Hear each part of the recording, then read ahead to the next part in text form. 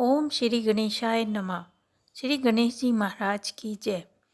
चलिए आज आपको भाद्रपद मास के चतुर्थी तिथि जो कि गणेश चौथ के रूप में मनाई जाती है, कहीं कहीं स्थानों पर इसको ढेला चौथ भी कहते हैं, क्योंकि इसमें पत्थर मारने का भी रिवाज है कहीं कहीं। जिससे कोई गलती हो जाती है चांद को देखकर, तो वह पत्थरों से उसको निवारण करते हैं, इसलिए ढेला चौथ भी इसको कहा जाता है।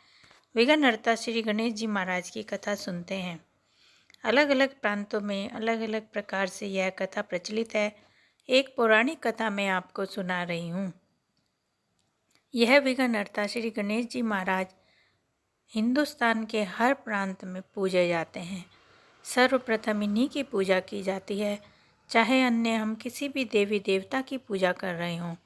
और मुंबई में तो महान उत्सव मनाया जाता है, जो गणेश चतुर्थी के रूप में भादवे में शुरू होकर अनंत चतुर्दशी पर जाकर समाप्त होता है। तो चलिए शुरू करते हैं इनकी कथा। एक बार कुबेर को अब अहंकार हो जाता है कि मेरे पास तो बहुत धन संपदा है, सभी देवताओं में मैं ही श्रेष्ठ हूँ, मेरे खजाने तो धन से भरे पड़े हैं, इसका प्रदर्शन इन देवताओं के सामने अवश्य करना चाहिए। यह सोचकर वह सभी देवताओं को आमंत्रित करने की बात सोचता है अपने धन वैभव को एक बार इनको भोजन कराकर जरूर दिखाऊंगा। तो मुझे सबसे पहले भोलेनाथ के पास चलना चाहिए, सबसे पहले उन्हीं के परिवार को आमंत्रित करता हूँ। यह सोचकर वह भोलेनाथ महादेव और माता पार्वती के पास जाते हैं और उनसे कहते हैं कि हे भोलेनाथ, हे माँ पार्वती, आप मेरे यहाँ पधारिए और कुछ भोजन ग्रहण कीजिए। यह बात जब भोलेनाथ सुनते हैं तो वह समझ जाते हैं कि कुबेर के मन में अहंकार आ गया है, इसको तोड़ना उचित रहेगा। तब महादेव ने कहा कि हम दोनों को तो रहने दो, पहले तुम हमारे छोटे से गणेश को ले जाओ और ले जाकर उनकी पेट पूजा कराओ, हम उसके पश्चात आ जाएंगे। यह सुनकर कुबेर ने सोचा कि यह तो छोटा सा बच्चा है, इसका तो पेट शीघ्र ही भर जाएगा। चलो अच्छा है, अपने माता पिता को आकर मेरे धन वैभव के बारे में बताएगा और अन्य देवताओं को भी बताएगा, तो गणेश जी को ही लिए चलता हूँ। उधर भोलेनाथ ने गणेश जी को इशारा कर दिया। तब गणेश जी कुबेर जी के साथ उसकी अलकापुरी में पहुँच जाते हैं। वहाँ जाने पर कुबेर उनको अपना खजाना, धन, वैभव, संपत्ति सब गणेश जी को दिखाता है और बढ़ चढ़ कर बातें बनाता है। यह देखकर गणेश जी समझ जाते हैं कि कुबेर के मन में अहंकार का बीज पनप रहा है, इसको तो तोड़ना ही पड़ेगा। फिर कुबेर उनको विभिन्न प्रकार के भोजन पदार्थ सामने रखकर आग्रह करता है कि आइए गणेश जी, भोग लगाइए।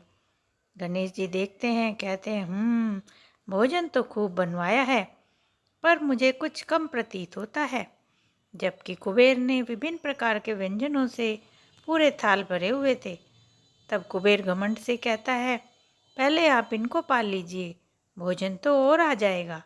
गणेश जी ने कहा ठीक है, और एक एक करके पूड़ी, खीर, हलवा, दाल, भाजी, सब्जी, भात सब खाने लगे। कहने लगे मेरा प्रिय मोदक तो मंगा दो। तब कुबेर जी ने उनको ढेरों मोदक बनवा कर दिए और गणेश जी मज़े ले लेकर उनको खा रहे थे। एक एक करके भोजन की सामग्री बार बार मंगा रहे थे। कहते थे कुबेर मुझे और पूरी ला दो, कुबेर मुझे और खीर ला दो, कुबेर मुझे और मोदक ला दो। ऐसे करते करते कुबेर का तो पूरा रसोई घर खाली हो गया। खाने का अनाज जब खत्म हो गया तब उन्होंने कहा कि महाराज, इस समय तो पका हुआ भोजन सभी समाप्त हो गया है, बताइए मैं और आपको क्या खिला सकता हूँ।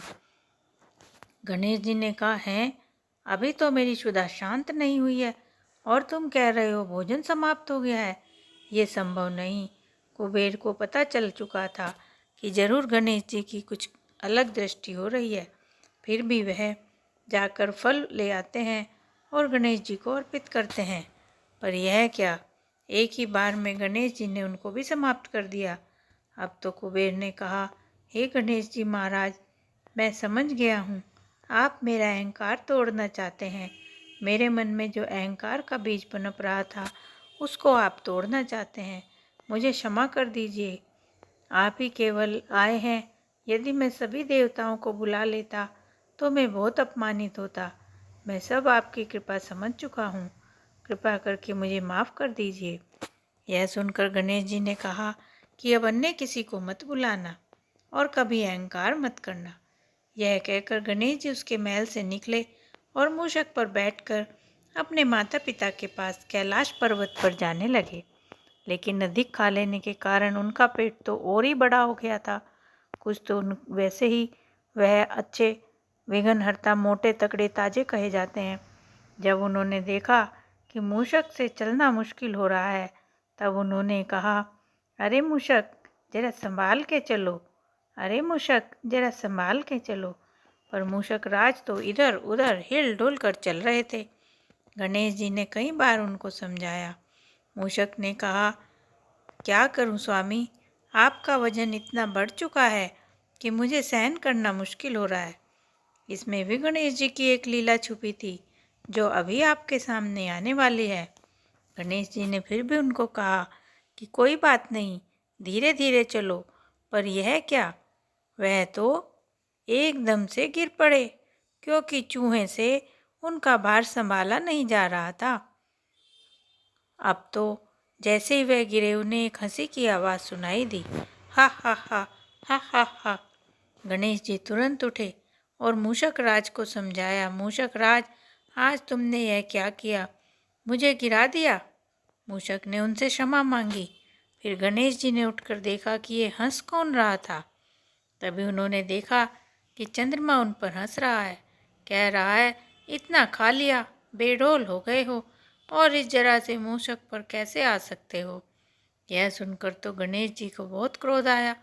उन्होंने चंद्रमा से कहा, चंद्रमा यह तुमने सही नहीं किया, तुम मुझ पर हंसे, तुम नहीं जानते मेरी कहानी। मैं आज तुम्हें शाप देता हूँ कि तुम मुझ पर हंस रहे हो, मुझे कुरूप बता रहे हो। तुम्हें अपने रूप पर बहुत घमंड है तो तुम आज से ही तेजहीन हो जाओगे। यह देखकर ही कांप उठा चंद्रमा और हाथ जोड़ने लगा, कहने लगा, ऐसा मत कीजिए, लेकिन शाप तो शाप है। गणेश जी के शाप से चंद्रमा काले हो गए और गणेश जी ने कहा कि आज के दिन जो भी तुम्हारे दर्शन करेगा वो भी इस कलंक का भागीदार होगा। इसलिए चतुर्थी को चंद्रमा के दर्शन निषेध माने जाते हैं। भाद्रपद की चतुर्थी चंद्रमा दर्शन के लिए उचित नहीं है। चंद्रमा ने बहुत उनसे अनुनय विनय की कि मुझे कृपा करके इस शाप से मुक्त होने का कोई रास्ता बता दीजिए। तब गणेश जी ने उनसे कहा कि तुम जाकर सोमनाथ में तपस्या करो तो तुम्हें फिर से तेज प्राप्त हो सकता है। भोलेनाथ तुम्हें फिर से तेज प्राप्त करा देंगे, पर फिर भी तुम 15 दिन बिना तेज के ही रहोगे और 15 दिन तुम्हें तेज प्राप्त होगा। इसलिए मेरा शाप कभी खाली नहीं जाता और महादेव की कृपा भी कभी खाली नहीं जाती है। और जो मनुष्य तुम्हारे दर्शन करेंगे तो वह ढेले के द्वारा अपना शाप या दोष का निवारण कर सकते हैं, इसलिए इसको ढेला चौथ भी कहा गया है। तो ये थी भक्तों हमारी श्री गणेश जी की एक छोटी सी कहानी जो चंद्र दर्शन पर आधारित है कि चतुर्थी को चांद देखना है या नहीं।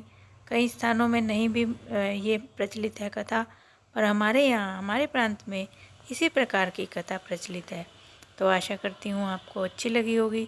विघ्नहर्ता सभी के दुखों को दूर करें, सबका मंगल करें, इसी कामना के साथ मैं आपसे विदा लेती हूँ। प्लीज़ मेरे चैनल को सब्सक्राइब करना ना भूलें, वीडियो को लाइक और शेयर करना ना भूलें। धन्यवाद।